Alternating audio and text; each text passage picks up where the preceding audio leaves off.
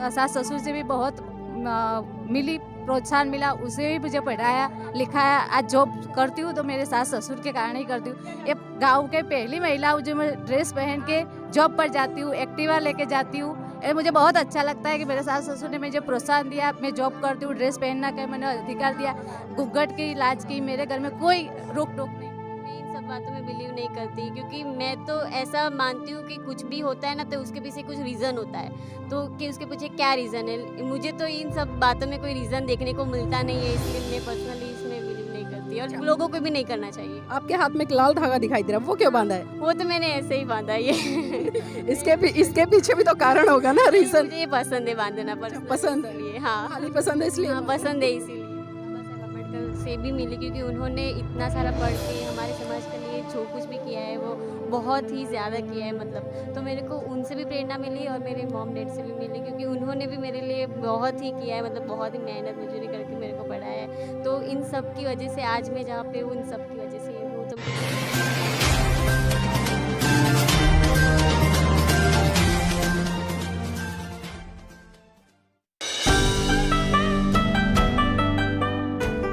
नमस्कार, आप देख रहे हैं NB News 24/7 नीलम बोध के साथ। और आज हूँ मैं गुजरात में आप जिस तरह से मेरे पीछे देख पा रहे होंगे, परम पूज्य बाबा साहब की बहुत बड़ी स्टैचू यहाँ पर लगी हुई है।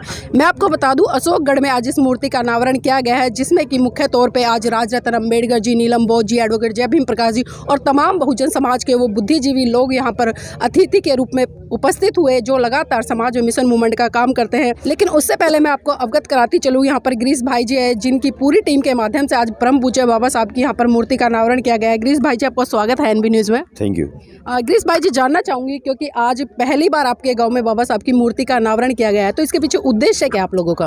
उद्देश्य एक ही है। 1975 में ये गांव आज़ाद हुआ जी। देश आज़ाद हुआ था 1947 में। हमारा गांव आज़ाद हुआ था 1975 में। 75 के बाद हमारे गांव में से कोई MBBS नहीं बन रहा था, कोई वकील नहीं बन रहा था, कोई मामलतदार, कलेक्टर, IPS अधिकारी नहीं बन रहा था। मैं गांव से थोड़ा बाहर रहता था। एक साल ही हुआ मेरे को यहाँ पर आए, गए चौथे महीने में मैं गांव में आया था। तभी मैंने सोचा था कि मेरे गांव में कुछ न कुछ करना है और ऐसे ये गांव को प्रगति की तरफ ले जाना है। क्या करूँ तो मैं कुछ कर सकूँ। तो मैंने पहले सोचा कि बाबा साहब का एक स्टैचू लगाऊँ इधर। बाबा साहब का मिशन था कि शैक्षणिक बनना है, शिक्षित बनना है। मैं मेरे गांव के लोगों को, बच्चों को, बच्चियों को शिक्षित बनाना चाहता हूँ। ऐसा शिक्षित बनाना चाहता हूँ कि मेरा गांव का एक IPS अधिकारी बनना चाहिए। हर साल मेरी लाइब्रेरी में से 2-4 गवर्नमेंट का हिस्सा बनना चाहिए। इसी मोमेंट पे मैंने एक काम चालू किया था। 1 जनवरी को मैंने दोपहर में 12:30 बजे खुली आँख से सपना देख लिया था कि बाबा साहब का स्टैचू बनाना है, और 2 जनवरी से यह पाया का काम कर दिया था मैंने मैडम, और कल शाम को काम ख़त्म कर दिया मैडम। तो गिरीश जी, ये भी जानना चाहूँगी, क्योंकि मूर्ति हम देखते हैं कि तमाम सरकारें भी लगाते हैं, बहुजन समाज के लोग भी लगाते हैं, क्योंकि कहीं ना कहीं बहुजन समाज के लोगों की आस्था है परम पूज्य बाबा साहब में।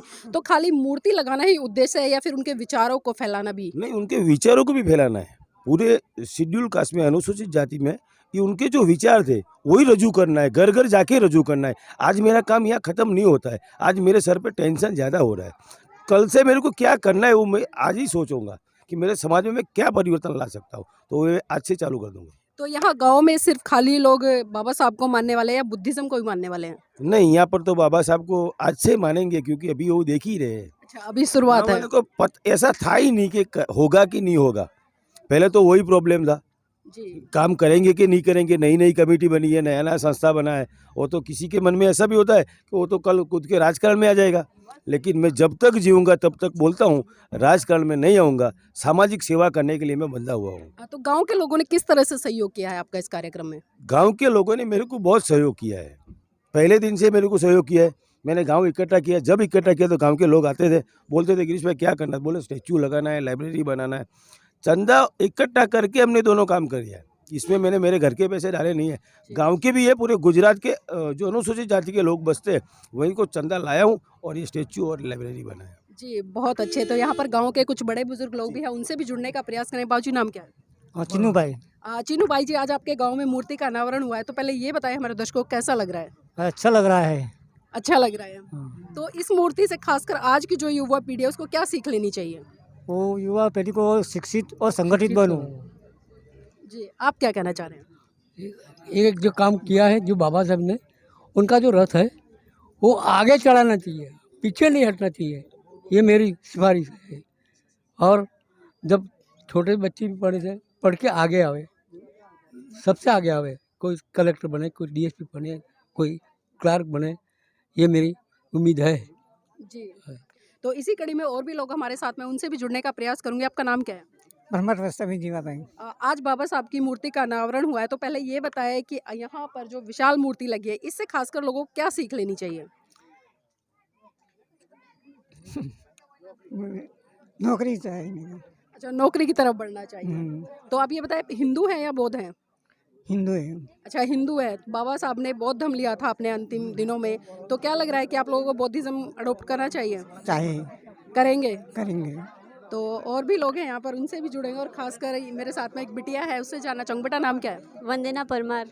वंदना परमार, आपके बारे में मंच पर चर्चा हो रही थी और मैंने सुना है कि आप इस गांव में पहली एमबीबीएस स्टूडेंट हैं। तो इस तरह से जो डॉक्टर बनने की तरफ आप बढ़े, तो ये प्रेरणा कहाँ से मिली?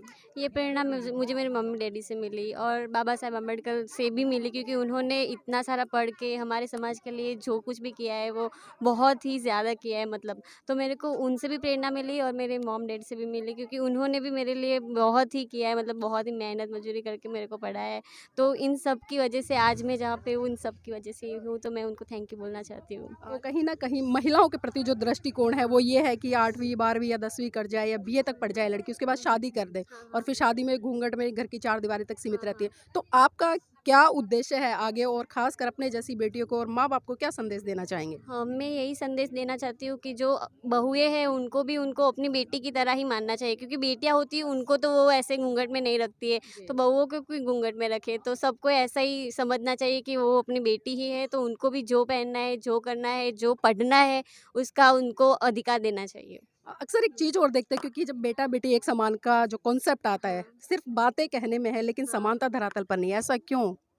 ऐसा इसीलिए है क्योंकि लोगों में है ना वो जागरूकता नहीं है कि हमको ऐसे बाहर निकल के सोचना चाहिए कि बेटियों को हमको अधिकार देना चाहिए और उनको पढ़ाना चाहिए और उनको ऐसे समानता देनी चाहिए। उस उतनी अभी तक जागरूकता है नहीं, तो हमको ऐसा आंदोलन करने चाहिए और ऐसा सब हाँ संदेश देना चाहिए सभी जगह पे जा जाके कि हमारी बेटियों को भी हमको आगे बढ़ाना चाहिए। मतलब लगता है कि अगर बेटी पढ़ लिख जाती है तो बेटे के बराबर माँ बाप की सेवा कर सकती है। हाँ, कर सकती है, डेफिनेटली कर सकती है, मैं तो करूँगी। जी, मैं एक सवाल और लेना चाहूँगी। अक्सर क्योंकि आप साइंस की स्टूडेंट भी हैं, अक्सर हम देखते हैं कि जो साइंस के स्टूडेंट है वो भी कर्मकांड और पूजा पाठ में विश्वास रखते हैं और कभी प्रश्न नहीं करते। तो कभी आपके मन में इस तरह के सवाल आए कि आप प्रश्न करें? हाँ, मैं तो करती हूँ, क्योंकि मैं इन सब बातों में बिलीव नहीं करती, क्योंकि मैं तो ऐसा मानती हूँ कि कुछ भी होता है ना तो उसके पीछे कुछ रीज़न होता है, तो कि उसके पीछे क्या रीज़न है। मुझे तो इन सब बातों में कोई रीज़न देखने को मिलता नहीं है, इसलिए मैं पर्सनली इसमें बिलीव नहीं करती और लोगों को भी नहीं करना चाहिए। आपके हाथ में एक लाल धागा दिखाई दे रहा है, वो क्यों बांधा है? वो तो मैंने ऐसे ही बांधा है ये। इसके पीछे भी तो कारण होगा ना, रीजन? मुझे ये पसंद है बांधना, पर्सनली पसंद है। इसलिए। हाँ, खाली पसंद है इसलिए हाँ, बांधा है। पसंद है इसीलिए। तो देखिए, खाली पसंद है इसलिए बांधा है, लेकिन कहीं ना कहीं उस पसंद पे भी हमें गौर करना चाहिए, क्योंकि वो जो पसंद है हमारी किस संस्कृति की तरफ हमें लेकर जा रही है। और भी महिलाएं, उनसे भी जुड़ेंगे। आपका नाम क्या है? राजश्री बहन, राजश्री, क्या करते हैं? मैं जॉब करती हूँ। अच्छा, जॉब करते हैं। तो क्योंकि अक्सर कहीं ना कहीं हम महिलाओं को देखते हैं कि महिलाएं सिर्फ घर की 4 दीवारी तक सीमित रहती हैं, लेकिन परम पूज्य बाबा साहब के संविधान से आज महिलाओं में जो एक, मैं कहूँगी कि आत्मनिर्भरता आई है और एक विश्वास जगा है कि हमें एजुकेशन लेके कहीं ना कहीं पुरुषों के बराबर हमें नौकरियों में भी अपने भागीदारी निभानी चाहिए। तो आज जो मूर्ति का अनावरण हुआ है, कैसा लगा? पहले तो ये बहुत बताएं। अच्छा लगा, बहुत अच्छा लगा। अच्छा, बाबा साहब ने महिलाओं के लिए बहुत कुछ काम किया है, आपको पता है इसके बारे में? नहीं पता था, पर अब पता चल गया। अच्छा, पहले नहीं नहीं, पहला नहीं पता था। तो बाबा साहब के बारे में आपसे पहले पढ़ा? नहीं पढ़ा था, पढ़ा नहीं था। बहुत जागरूकता थी कि बाबा साहब ने हमारे लिए शिक्षित बनना सिखाया था कि आप शिक्षित बनो, जॉब करो तो अपना कुछ हो सकेगा, हम आगे बढ़ सके। पर ये सब हम यहाँ अनावरण हुआ इसके बाद ही हमें मालूम हुआ, और अब हमें इस बाबत पर सोचेंगे और शिक्षित बनाएंगे लोगों को। अच्छा, मतलब आप मानते हैं कि अगर परम पूज्य बाबा साहब नहीं होते और संविधान में महिलाओं के लिए हक अधिकार नहीं देते तो शायद आज आप भी जॉब नहीं कर पाते? जॉब नहीं कर सकती। मुझे तो बहुत, मेरे सास ससुर से भी बहुत मिली प्रोत्साहन मिला उसे ही मुझे पढ़ाया लिखाया। आज जॉब करती हूँ तो मेरे सास ससुर के कारण ही करती हूँ। ये गांव के पहली महिला हूँ जो मैं ड्रेस पहन के जॉब पर जाती हूँ, एक्टिवा लेके जाती हूँ। ये मुझे बहुत अच्छा लगता है कि मेरे सास ससुर ने मुझे प्रोत्साहन दिया। मैं जॉब करती हूँ, ड्रेस पहनना का मैंने अधिकार दिया। घूंघट की इलाज की मेरे घर में कोई रोक टोक नहीं है। तो बिल्कुल देखिए कहीं ना कहीं जिस तरह से इन्होंने कहा है, खासकर जो ससुराल पक्ष है उसकी बहुत महत्वपूर्ण भूमिका हो जाती है। और खासकर ससुराल वाले लोगों को मेरा भी मानना है, और जिस तरह से इन्होंने बताया कि इनके ससुराल पक्ष ने बहुत ही ज़्यादा समर्थन किया है। जो उनकी सास है ससुर है, जिस उन्होंने बहू से ज़्यादा इनको बेटी समझा है। तो ये सही बात है कि जिस दिन सास ससुर अपनी बहू को बेटी समझना शुरू कर देंगे तो उस दिन से वो बहू भी अपने सास ससुर को पिता के रूप में स्वीकार करेगी और बहुत अच्छे तरीके से विकास हो पाएगा। गाँव की और भी महिलाएं उनसे भी जुड़ेंगे। नाम क्या आपका? मैंने नहीं यार आपका नाम क्या है? रंजन बेन। रंजन बहन जी क्या करते हैं? हम जॉब करते हैं, अच्छा, जॉब करते हैं, किस चीज़ में? आंगनवाड़ी कार्यकर्ता की। अच्छा, आंगनवाड़ी। अच्छा, मुझे ये बताइए आज स्टैचू लगी है तो इस स्टैचू को देखकर पहले तो ये बताइए कैसा लग रहा है? स्टैचू को देखते हुए अच्छा लग रहा है। हम बाबा साहेब का जो विचार हो उसके आगे बढ़ाने का, उसका जो विचार है पढ़ने लिखने और हमारे समाज में जो अछूतता होती है सवर्णों लोगों से तो को नाबूद करने का और सबको हमारे बच्चे को बढ़ाने लिखाने और आगे IAS कलेक्टर बनाने चाहते हैं। तो यहाँ पर छुआछात भी होती है जातीय भेदभाव से? ना ना, यहाँ पे नहीं होती। तो यहाँ कहाँ होती है? अभी आपने कहा ना कि जातीय छुआछात है उसको खत्म करना है। ना आगे कोई भी हमारे जो आगे के लोग हैं पूर्वज वो कहते हैं कि पहले के हमारे ज़माने में ऐसा होता था, हम क्लासरूम में बैठकर नहीं पढ़ सकते थे। हाँ, हमारे जो पूर्वज थे दादा दादी वो कहते थे क्लास में बैठकर पढ़ नहीं सकते थे, पर हम तो क्लास में बैठकर ही पढ़े थे। जी, आज ये तमाम वक्ता लोग यहाँ पर आए, उनको सुनकर क्या कुछ नया सीखा? तमाम वक्ता है उसको नया सुना कि हम भी इसकी तरह हमारे बच्चे को आगे बढ़ाए और हमारे जो पीछे की बच्चे होते हैं उसको आगे बढ़ाए, उसके आगे ही सिखाए और वो अम्बेडकर के विचार के धारा पे चले और ये जो देवी देवस्था है वो ये मुख्य और विचार को बढ़े और आगे बढ़े और शिक्षित बने। जी, चलिए बहुत बहुत धन्यवाद। कुछ स्कूली बच्चे भी हैं मेरे साथ में, उनसे भी चढ़ूंगी। बेटा इधर आओ, नाम क्या आपका? दक्ष। दक्ष, पढ़ाई कर रहे हो? कौन सी क्लास में? 7वीं कक्षा में। अच्छा, ये आज जो मूर्ति लगी है किसकी है ये बताएं पहले। डॉक्टर बाबा साहेब आम्बेडकर जी की। अच्छा, इनके बारे में कुछ जानते हैं? हाँ, बताइए।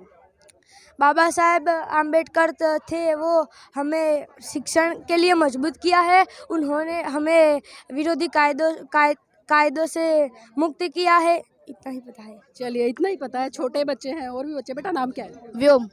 व्योम, ये मूर्ति किसकी है पहले ये बताएं। डॉक्टर बाबा साहेब आम्बेडकर की। डॉक्टर बाबा साहेब अम्बेडकर की। तो बाबा साहेब अम्बेडकर की मूर्ति आज पहली बार देखी है आपने? इससे पहले भी देखी है? पहले देखी है। देखी है। उनके बारे में पढ़ा है किताबों में? हाँ, थोड़ा बहुत पढ़ा है। आज बहुत सारे लोग आपके गांव में आए, उन्होंने भाषण दिया, तो क्या कुछ अच्छा लगा और क्या कुछ सीखा उनसे? मुझे तो बहुत अच्छा लगा कि वो हमारे यहाँ आए और सम्मान दिया। और मुझे ये अच्छा लगा कि इस स्टैचू की वजह से हमें अभी शिक्षा के या शिक्षित